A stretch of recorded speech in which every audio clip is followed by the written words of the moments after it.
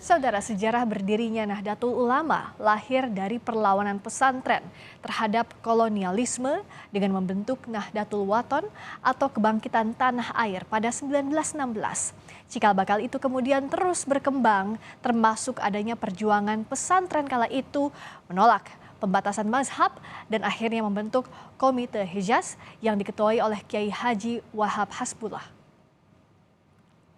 Kalangan pesantren yang terhimpun dalam Komite Hijaz dan koordinasi dengan beberapa kiai akhirnya muncul kesepakatan membentuk organisasi bernama Nahdlatul Ulama atau Kebangkitan Ulama pada 16 Rajab 1344 Hijriah atau 31 Januari 1926 dengan Rais Akbar Kiai Haji Hashim Asy'ari.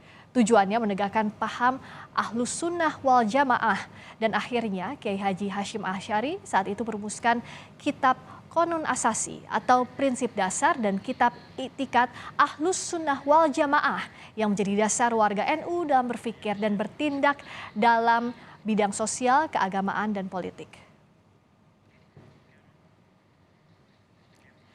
Dalam perjalanan sosial politiknya, NU membentuk Masyumi bersama organisasi Islam lainnya pada 1945. Saat partai itu terbentuk, Kiai Haji Hashim Asy'ari terpilih sebagai Ketua Majelis Syuro. Pembentukan Partai Masyumi saat itu tidak lepas dari pandangan masa depan politik Indonesia setelah merdeka di tahun 1945. Namun di tahun 1952, NU keluar dari Partai Masyumi, kemudian berdiri sendiri sebagai partai politik.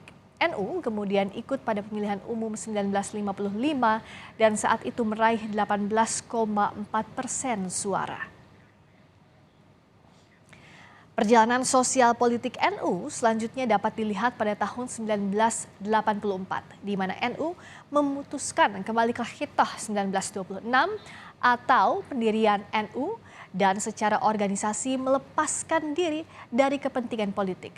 Setahun sebelumnya, pada 1983, NU menggelar Munas Alim Ulama di Situbondo dan merumuskan deklarasi hubungan Pancasila dengan Islam.